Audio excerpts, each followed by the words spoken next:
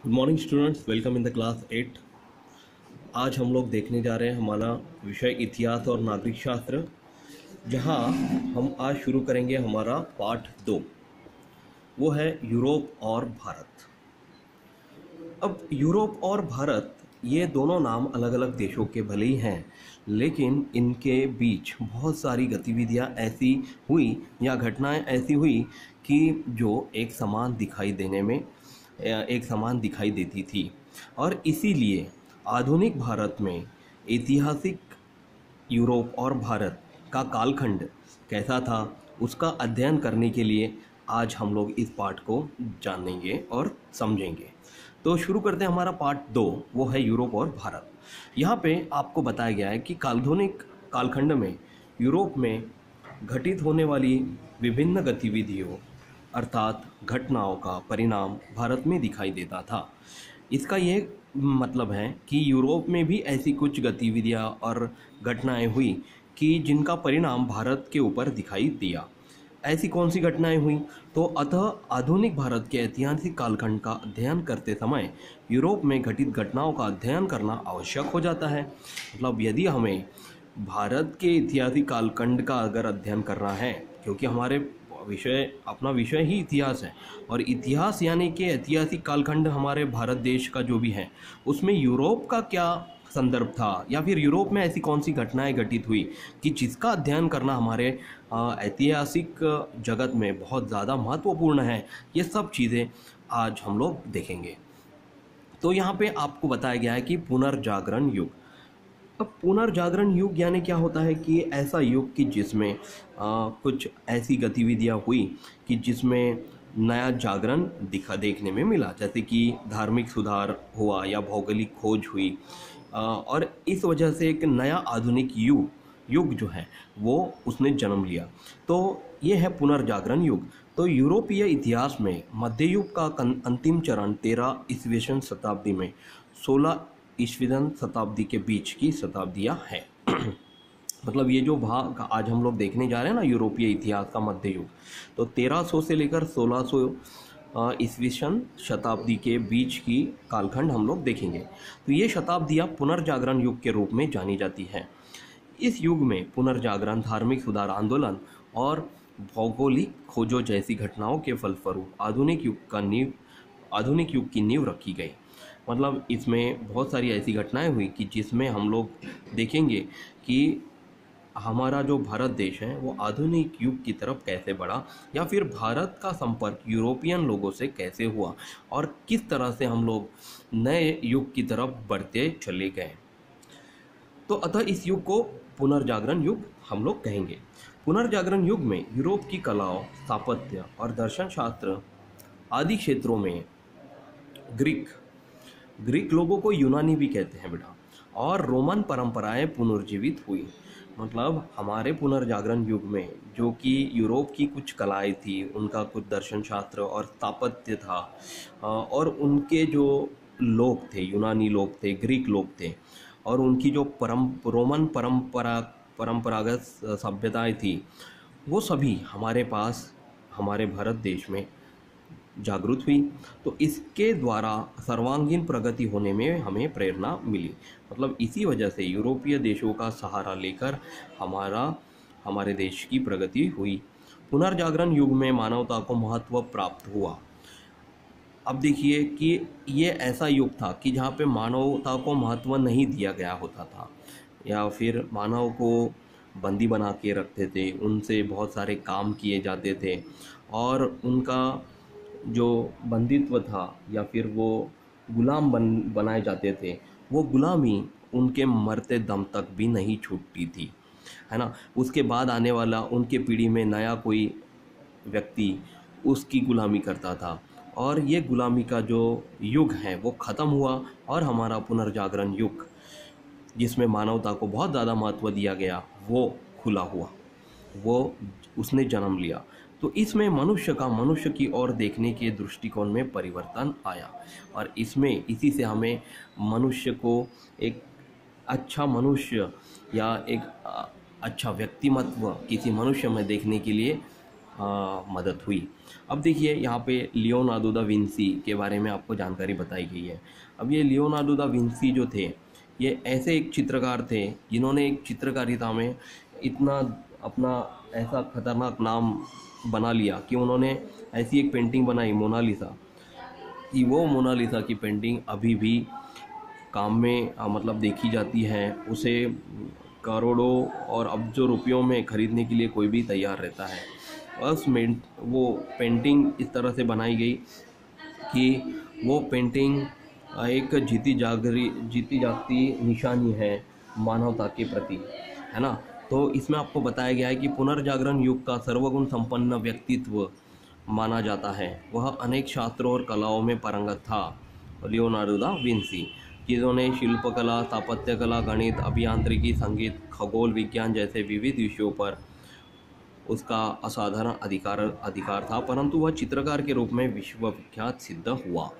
मतलब ये जो लियोनार्डो दा विंसी था, ये कौन था? ये गणितज्ञ था, अभियांत्रिकी उसको जानता था, सब संगीत के बारे में जानकारी थी, खगोल वैज्ञानिक था, शिल्पकला उसको आती थी, स्थापत्य कला का मशहूर वक्ता था और खगोल विज्ञान के बारे में जानता था। फिर भी वह एक चित्रकार के रूप में बहुत ज़्यादा विश्वविख्यात हुआ और उनकी बनाई गई मोनालिसा और द लास्ट सपर चित्रकृतियाँ कालजयी बनी। कालजयी यानी क्या होता है बेटा?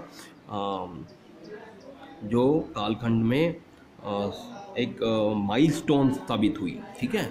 अब इसमें आपको बताया गया है कि ये जो धर्म के बदले सभी विचारों का केंद्र बिंदु मनुष्य बना। अब जैसे हम लोग देख रहे थे कि मनुष्य जो था वो एक धर्म के बदले विचारों का केंद्र बिंदु था, और धर्म को ना मानते हुए मनुष्य को मनुष्य के तरह देखने की एक जो ख्याति है वो इस युग में जन्म ली है।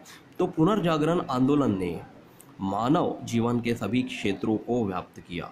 ज्ञान, विज्ञान तथा विभिन्न कलाओं के क्षेत्रों में हम पुनर्जागरण आंदोलन को देख सकते हैं। तो ये पुनर्जागरण युग था, उसमें एक ऐसा आंदोलन हुआ कि जिसमें बहुत सारे क्षेत्रों में मनुष्य ने अपनी व्याप्ति बढ़ाने की कोशिश की, अपना व्याप्त बढ़ाया, मतलब वो बढ़ता ही गया। इसी वजह से उस युग को पुनर्जागरण आंदोलन भी कहा जाता है, जिसमें ज्ञान, विज्ञान और कला जैसे क्षेत्रों में मनुष्य ने अपना व्याप्त बहुत बढ़ा दिया था। पुनर्जागरण युग की कलाओं और साहित्य के मानवीय भावनाओं और संवेदनाओं को व्यक्त किया जाने लगा। तो जैसे कि मानवीय कलाएं हो गई, साहित्य हो गया, भावना हो गई, संवेदनाएं हो गए, इन सब को व्यक्त किए जाने की वजह से वहाँ पे बहुत सारे चित्रकृतियाँ बनाई गई। बहुत सारे ऐसे ज़मीन या पर्वत थे, वहाँ पे बहुत अच्छे किले और प्रतिकृतियाँ बनाई गई, जो कि आज भी बहुत सारे देशों में प्रचलित हैं। उन्हें देखकर हम लोग को समझ में आता है कि उस समय उस इंसान ने कौन सी भावना या संवेदना से इस वास्तुकला का निर्माण किया होगा। तो प्रादेशिक भाषाओं में साहित्य लिखा जाने लगा। उस समय जो भी प्रादेशिक भाषा थी उस राज्य की, उसमें साहित्य लिखने लगे, जिससे लोग समझ सकेंगे। लगभग 1450 ईस्वी सन में जर्मनी के जोहान्स गुटेनबर्ग ने छपाई यंत्र का आविष्कार किया। अब देखिए, विज्ञान के युग में अगर मैं बात करूं और अभियांत्रिकी के युग में अगर मैं बात करूं तो 1450 ईस्वी सन में छपाई यंत्र का आविष्कार हुआ। और वो किसने बनाया था? सबसे पहले जर्मनी के जोहान्स गुटेनबर्ग ने। और छपाई यंत्र का आविष्कार होने से नए विचार, नई संकल्पनाएं और ज्ञान का प्रचार समाज के सभी वर्गों तक होने लगा। जैसे आज हमारे पास रोज़ हम लोग दैनंदिन जीवन में हमारी शुरुआत जो है वो दैनिक समाचार पढ़कर करते हैं या न्यूज़ देखते हैं, है ना। उस समय पर ये कुछ भी नहीं था। तो सबसे पहले 1450 ईस्वी सन में छपाई यंत्र बना और उसमें कागज़ों पर छपाई करके बहुत सारी जानकारी लोगों तक पहुंचाई गई। इससे क्या हुआ कि हमारी जो विचार है, संकल्पनाएं हैं, ज्ञान है, या हमारे आसपास जो घटनाएं घटित हो रही है उसका प्रचार, आदान प्रदान समाज में होने लगा। इसके बाद आपको बताया गया है धार्मिक सुधार आंदोलन के बारे में। अब देखिए स्टूडेंट, धार्मिक सुधार आंदोलन के बारे में अगर मैं बोलूँ तो हमारी ऐसी बहुत पुरानी रूढ़ी परंपराएं हैं कि जिससे हम लोग अभी भी जुड़े हुए हैं। और उस समय में मतलब जो मध्यस्थ शताब्दी के बारे में 1300 से लेकर 1600 ईस्वी सन शताब्दी में ऐसे विचार वाले रोमन कुछ संकल्पनाओं वाले कुछ ऐसे विचारक पैदा हुए कि जिन्होंने सबसे पहले ये माना कि धार्मिक गतिविधियाँ जो हैं उसकी एक लिमिट है या फिर उसका एक एंड है। उससे ज़्यादा यदि कोई उस धार्मिक गतिविधियों का फ़ायदा उठा के आपको बुद्धू बना रहा है या फिर आपसे फ़ायदा उठा रहा है तो वो गलत है। तो स्वतंत्र बुद्धि और विवेकशीलता से विचार करने वाले विचारकों ने रोमन कैथोलिक चर्च की पारंपरिक धार्मिक संकल्पनाओं की कड़ी आलोचना की। इसका ये मतलब है कि उस समय पे जो रोमन विचारक थे उन्होंने धार्मिक संकल्पनाओं की आलोचना की, मतलब उसका विरोध किया। क्यों किया? क्योंकि स्वतंत्र बुद्धि और जब हम लोग विज्ञान का सहारा लेते हैं तो ये धार्मिक गतिविधियां हमें शून्य लगती हैं, ना के बराबर लगती है। और उनका सबसे महत्वपूर्ण बिंदु था ईसाई धर्म। तो ईसाई धर्म कुछ ऐसे गुरु थे, धर्म गुरु थे, जिन्होंने लोगों के अज्ञान का फ़ायदा उठाकर कर्मकांड का ढोल पीटना शुरू किया था। मतलब पैसे ऐंटेंगे या फिर उनको बुद्धू बनाएंगे या फिर उनको बलि देने के लिए कहेंगे। इस तरह से बहुत सारी ऐसी घटनाएं ईसाई धर्म गुरुओं की वजह से होने लगी थी और लोगों का ज्ञान का फ़ायदा उठाकर वो ये सब कार्य कर रहे थे। तो धर्म के नाम पर लोगों को लूटने लगे थे। इसके विरोध में यूरोप में जो आंदोलन प्रारंभ हुआ उसे धार्मिक सुधार आंदोलन कहते हैं। मतलब ये जो धर्म गुरु थे उनके विरोध में यूरोपियन विचारकों ने एक आंदोलन छिड़ा जिसे हम लोगों ने नाम दिया है बेटा धार्मिक सुधार आंदोलन। इस आंदोलन के फलस्वरूप धार्मिक क्षेत्र में मनुष्य की स्वतंत्रता और बुद्धि प्रवणता को महत्व प्राप्त हुआ। और देखिए हर आंदोलन से कोई ना कोई फ़ायदा ज़रूर होता है। तो यहाँ पे एक ये फ़ायदा हुआ कि धार्मिक क्षेत्र में, धार्मिक युग में, धार्मिक क्षेत्र में मनुष्य की जो स्वतंत्रता या बुद्धिमत्ता है उसको ज़्यादा महत्व प्राप्त होने की वजह से उसमें ज़्यादा सुधार महसूस हुआ। ये है आंदोलन का फ़ायदा। ठीक है, तो यहाँ पे हम लोग आज हमारा वीडियो समाप्त करते हैं और अगले वीडियो में हम लोग इसके सामने का वाला भाग भौगोलिक खोज देखेंगे। तब तक thank you class, take care, bye.